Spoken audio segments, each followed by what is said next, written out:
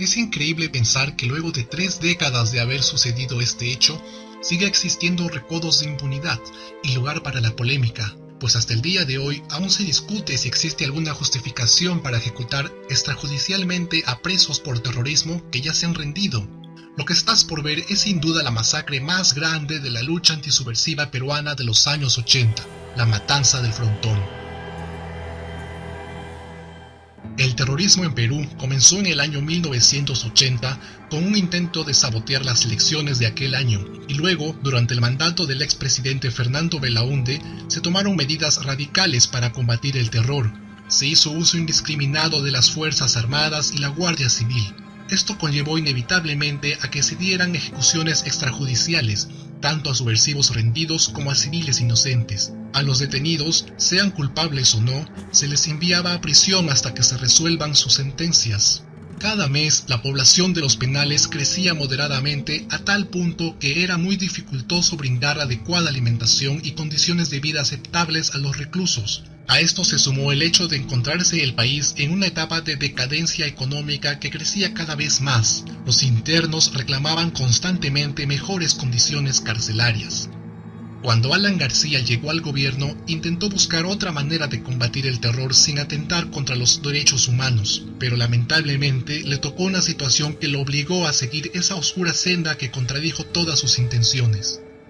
Fueron 3 centros penitenciarios en donde se desarrolló levantamientos el día 18 de junio de 1986. Estos fueron el penal San Juan Bautista ubicado en la isla del Frontón, el penal de Lurigancho y el penal de Santa Bárbara.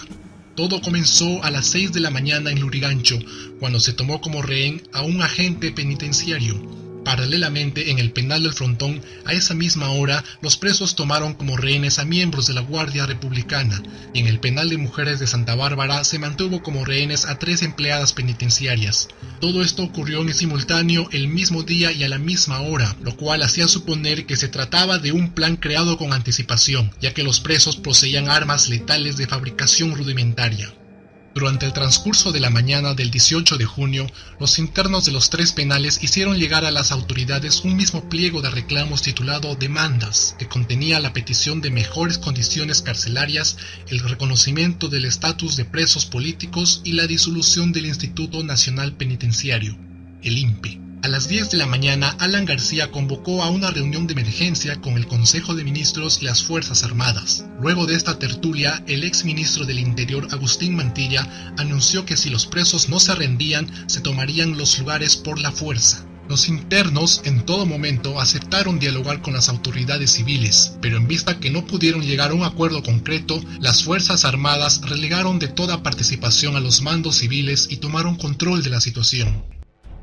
El primer ataque se dio a las 17 horas en la cárcel de mujeres de Santa Bárbara, donde los militares demolieron una pared y lanzaron gases lacrimógenos. 2 horas más tarde las rehenes fueron liberadas, resultando 2 reclusas muertas. Llegada la medianoche, las Fuerzas Armadas y los miembros de la Guardia Republicana tomaron posesión del penal de Lurigancho, donde tuvieron un enfrentamiento que finalizó luego de 3 horas con la rendición de los reclusos. Hasta ese momento se contaba un saldo de 9 prisioneros muertos. Horas después, a las 6 de la mañana, los reclusos rendidos, que eran más de un centenar, fueron obligados a salir al patio del pabellón, donde se les ordenó recostarse en el piso boca abajo. Seguidamente, se abrió fuego sobre todos ellos. Esa mañana perecieron 123 convictos. Los testimonios recogidos por un teniente y un general de la Guardia Republicana aseguran que las órdenes de aniquilamiento fueron dadas por el presidente de la República, Alan García. Ese mismo día, 19 de junio, a las 6 de la mañana, la Marina de Guerra del Perú se hizo cargo de abatir el motín del penal del Frontón. Fue una batalla desigual donde las armas preparadas por los internos no podían competir con las de los militares.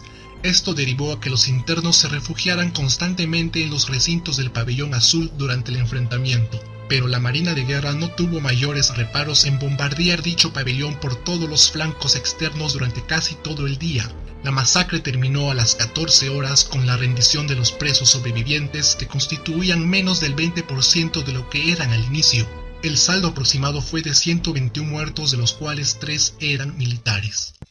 Se ha demostrado que las intervenciones fueron ilegales porque en todos los procesos se impidió la presencia de las autoridades civiles, jueces, fiscales, directores de penales y la prensa. Además, el mismo Congreso, donde más de la mitad eran fujimoristas, dio amnistía a todos los implicados de estas matanzas en 1995. Si este video te resultó informativo, por favor regálame un me gusta. Mira este otro video que estoy seguro que te va a interesar. Comparte si crees que aún existen personas que ignoran completamente lo que sucedió en el país. Pásate por el canal para que veas más videos de este tipo. Hasta pronto.